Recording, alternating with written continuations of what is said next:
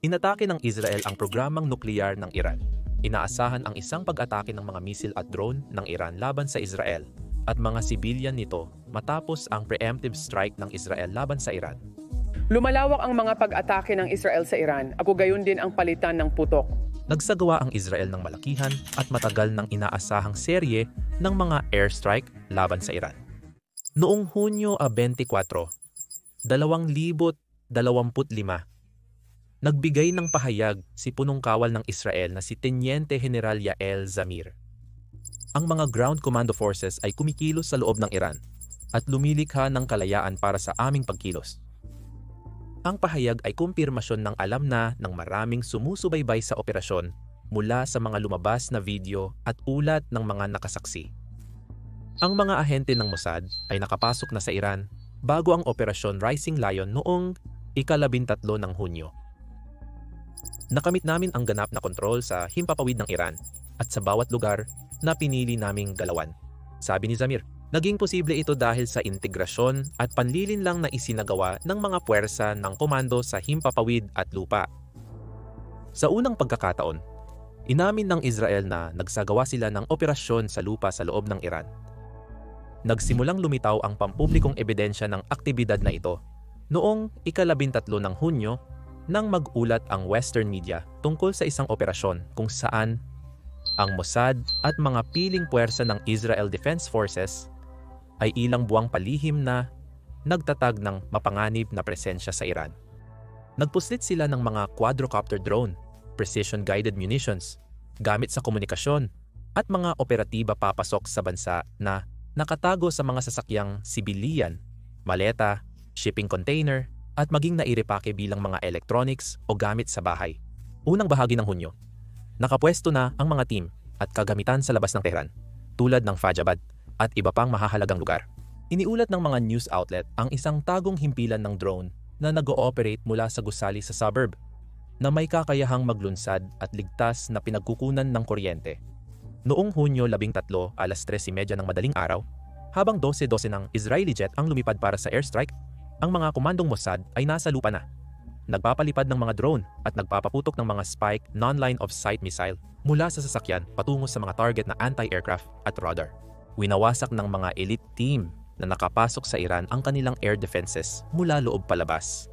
Noong sandaling iyon, ang operasyon ay lumipat mula sa lihim na pagpaplano patungong hayagang aksyon, kung saan ang mga ground team ay walang humpay na sumanib sa air campaign na malapitang pumaimbulog sa himpapawid. Habang inaatake ng mga drone, nagpapadala ang mga ahente ng Mossad ng live targeting data gamit ang mga encrypted na channel patungo sa mga command center ng Israel. Ginulo nila ang mga radar frequency at pinutol ang mga linya ng komunikasyon na nag-iwan sa mga puwersang Irani na bulag at bingi. Ayon sa isang opisyal ng intelihensya, ang pagsasama ng mga human operative at mga sistema ng intelihensya ay isang pinagsamang kampanya ng intelihensya at espesyal na operasyon. Kasabay nito, isinagawa rin ang mga operasyong psikolohikal. Nakalusot ang mga ahente ng Israel sa mga sistema ng telepono ng Iran at may mga inilabas na lihim na tawag sa Persya para sa mga matataas na opisyal at general ng IRGC. Binigyan sila ng 12 oras para lumikas o mamatay. Pinatunayan ng leak na audio na inilabas ng Washington Post ang mga mensaheng ito na nagpapakita ng taktika ng Israel. Ang kanilang layunin ay hindi makatao. Sa halip ay maghasik ng kalituhan, sirain ang mga kagamitan, at ipabatid sa mga opisyal ng Iran na alam ng mga Israeli ang kanilang kinaroroonan at kabahayan at maabot sila anumang oras. Pero bago tayo magpatuloy, pakipindot muna ang like at subscribe na mga button. Ang mga kwentong ganito ay wala na sa mainstream. Bawat click ay nakakatulong para mas maraming tao ang makaintindi kung gaano kabilis nagbabago ang paraan ng pakikidigma nang masira ang depensa sa himpapawid at komunikasyon ng Iran at nakalito ang militar. Dumating at umatake ang mahigit 200 eroplanong inilunsad mula sa Israel sa mahigit 100 target. Kasama rito ang mga pasilidad nukleyar sa Natanz at Fordo, mga imbakan ng misil malapit sa Kermanshah at mahahalagang command post ng IRGC sa Tehran. Epektibo ang unang pag-atake ng mga drone, kaya nakamit ng Israeli Air Force ang ganap na kapangyarihan sa himpapawid para sa kanilang mga pag-atake. Sa gabay ng mga unit ng Mossad sa lupa at ng ELW, 2,085 Naxon item, mga airborne warning and control system na eroplano na lumilipad sa itaas, pagsapit ng madaling araw, natapos ng F-35 Adir, F-16 Sufa, at F-15 Ram ang kanilang misyon, nagpaulan ng mga precision munitions sa mga target na nuklear at militar sa buong Iran. Sinusuportahan sila ng mid-air refueling mula sa mga lihim na Boeing 700 at 7 Ram na eroplano at ang bagong kuhang KC-46 Pegasus. Matapos ang matagal na pagbabanta at pagpapakitang gilas, nauwi na lang sa panonood ang Iran habang papalayo ang puwersang Israelita sa sikat ng araw. Sa simula ng mga pag-atake, biglang naglaho ang mga sundalo sa paligid. Hindi pa kumpirmado, pero malamang nakasama sa operasyon ang mga unit tulad ng Saret Matkal at Sheetet 13. Kilala sila sa malalim na pagsalakay, mabilis na kilos, at pag-alis, kaya't may saysay na sila ang sangkot dito. Isinara ang lihim na base ng drone, itinago o sinira ang mga kagamitan, at ang mga sasakyan ay muling nakihalo sa trapiko ng mga sibilyan pansamantala. Pagsikat ng araw, napakalaki ng naging resulta. Ang radar at nuclear infrastructure ng Iran ay nasira ng matindi habang winasak ng mga precision munitions at drone ang estratehikong lakas ng rehimen sa loob lang ng ilang oras. Ang Fordow Enrichment Facility, na protektado ng bundok at itinuturing na hindi mapasok, ay tinamaan sa mga pangunahing pasukan ng lagusan. Ipinakita ng satellite imagery ang mga gumuho na daanan at mga palatandaan ng mga pangalawang pagsabog sa loob ng pasilidad. Sa Natanz, ang pangunahing sentro ng Iran para sa uranium enrichment, sunod-sunod na pagkabigo ang sumira sa daan-daang unit ng centrifuge at napinsala ang mga panlabas na linya ng kuryente at backup generator. Kaya't hindi agad nakarecover ang pasilidad. Ang Isfahan Complex, kabilang ang pasilidad sa paggawa ng fuel at infrastruktura para sa pananaliksik, ay tinamaan din na nagdulot ng sunog at pagkasira ng mga containment dome. Sa kanluran, nagkaroon ng sunod-sunod na pag-atake sa mga missile depot sa Kermanshah at Tabriz, kasama ang mga pinatibay na silo at underground na lagusan para sa transportasyon.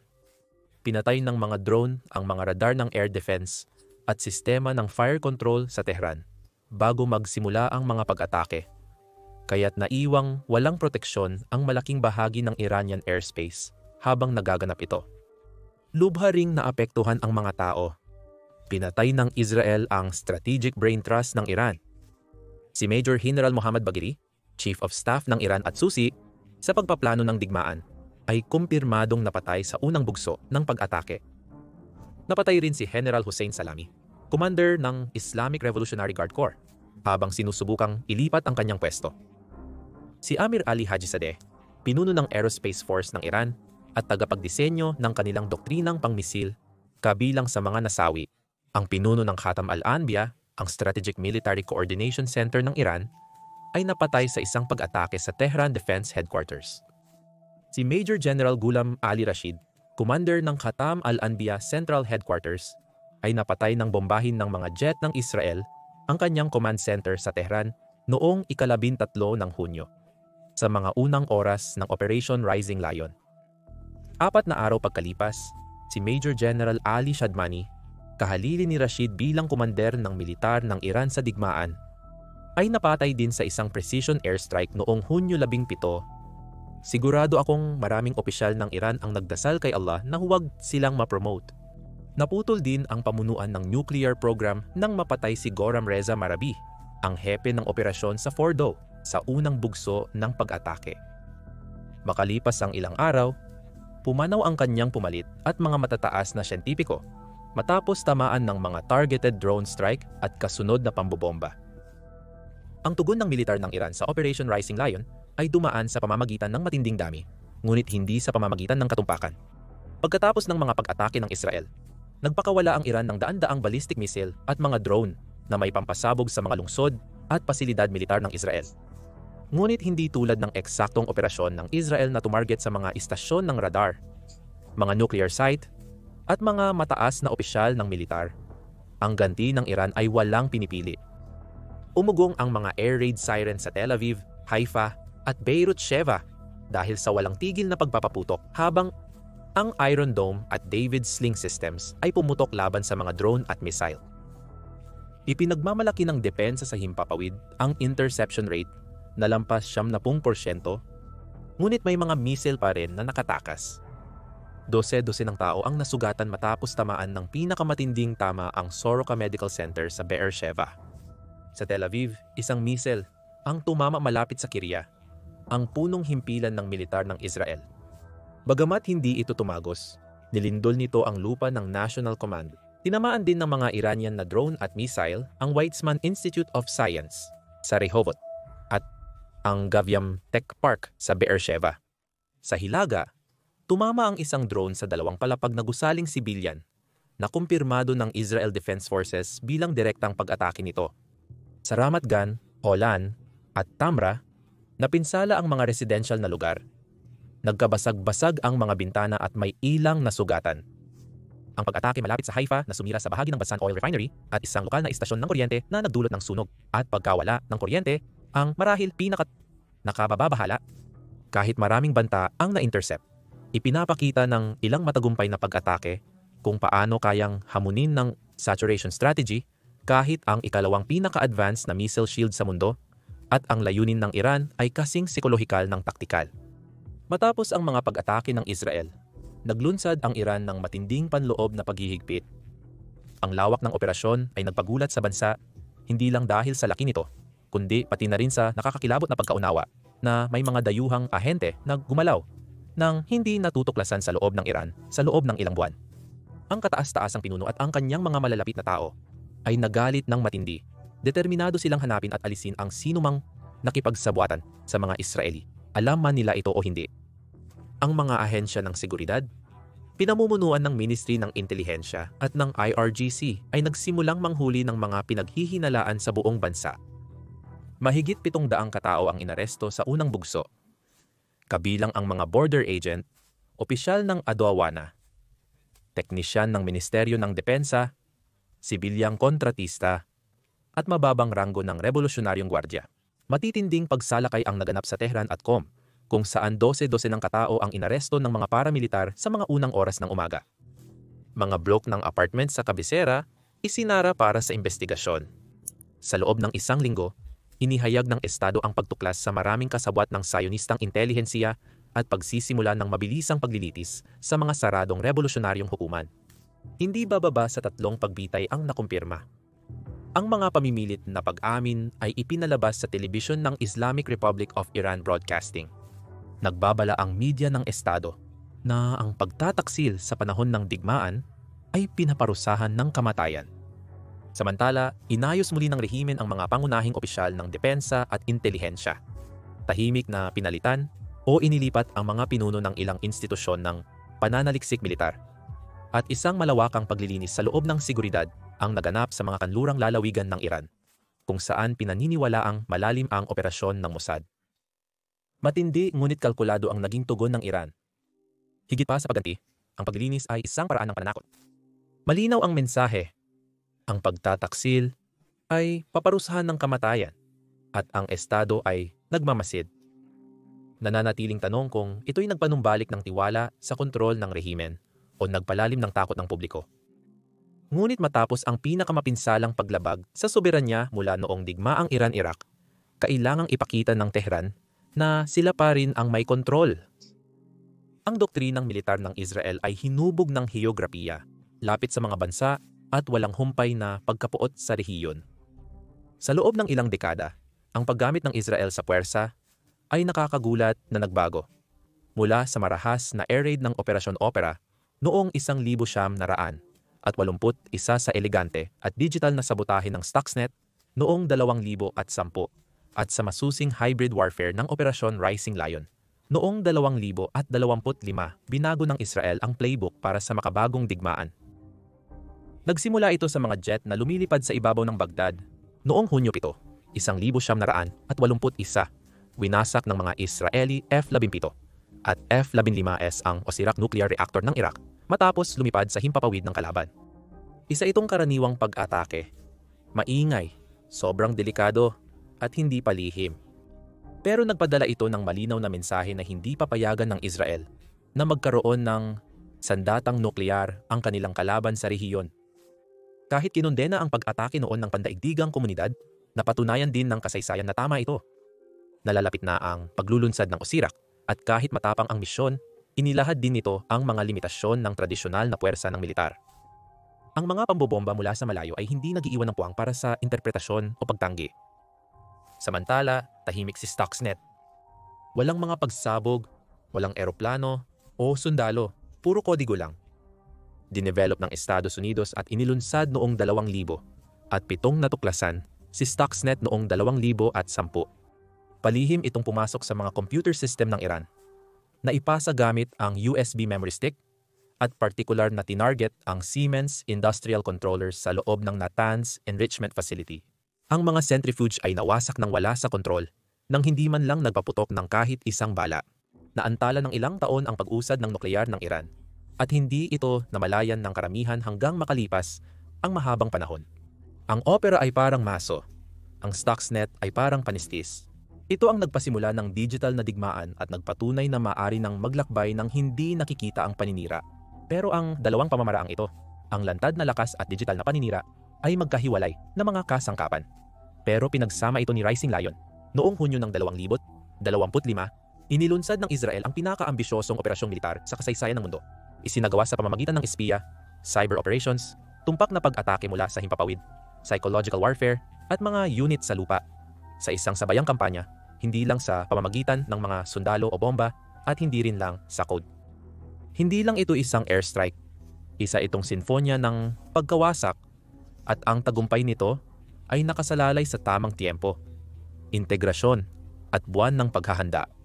Nagtatag ang mga tropa sa lupa ng mga hub ng drone at naglagay ng kagamitan sa mga sibilyang sasakyan sa loob ng ilang linggo sa Iran, habang tinutukoy ang mga pangunahing target.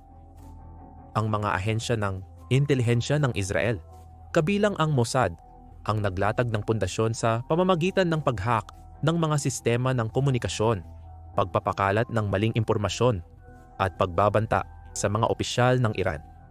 Pagkatapos, daan-daang drone ang dumating na inilunsad mula sa loob ng bansa. Nilunod nito ang mga radar site at inistorbo ang mga frequency. Pagdating ng mga jet, sobrang nalito na ang depensa sa himpapawid, kaya hindi na sila nakareact. Sinira ng tumataas na leyon hindi lang ang mga pasilidad nuklear at mga mataas na opisyal ng militar, kundi pati ang tiwala. Pagod na ang Israel sa mga taon ng pagbabanta at proxy attack mula sa Iran at mga kaalyado nito. Pinatutunayan nito na kayang pasukin ng Israel ang kaibuturan ng teritoryo ng kalaban, umatake ng tumpak na tumpak at tamaan lamang ang mga target militar. Ang Israel ay naghain ng atake laban sa militar ng Iran, hindi sa mga sibilyan.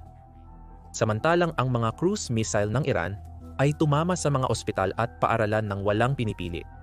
Ito ay isang bagong uri ng digmaan na ipinapakita ng Rising Lion at ng Cold Start Doctrine sa India. Yan ang dahilan kung bakit mas mahalaga pa ang operasyon kaysa sa pisikal na pinsalang na idulot nito.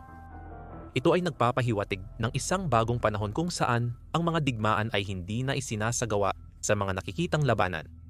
Isang doktrina ng preemption ang nagbubuklod sa tatlong operasyon ng Israel: Opera, Stuxnet, at Rising Lion. Lagi nang paunang umaatake ang Israel ng matindi at madalas salungat sa pandaigdigang pamantayan, sa halip na hintayin pang maging totoo ang mga banta. Pero nagbago na ang paraan. Sa Opera, ang mga piloto ang sumalo ng lahat ng panganib. Sa Stuxnet, mga programmer ang nakaranas ng panganib. Sa Rising Lion, pinag-ugnay na kilos ito ng mga teknikal na eksperto, espiya, piloto, at sundalo para sa iisang layunin. Ang pagbabagong ito ay sumasalamin sa malawak na ebolusyon ng makabagong digmaan. Kasama na ngayon sa mga target ang mga server, siyentipiko, estrukturan ng pamumuno, at psikolohikal na punto ng presyon na naipapadala gamit ang cellphone, hindi lang tangke at base ng himpapawid. Mabilis na nakaangkop dito ang Israel. Sinasanay ng Israel Defense Forces ang mga piloto at hacker nito.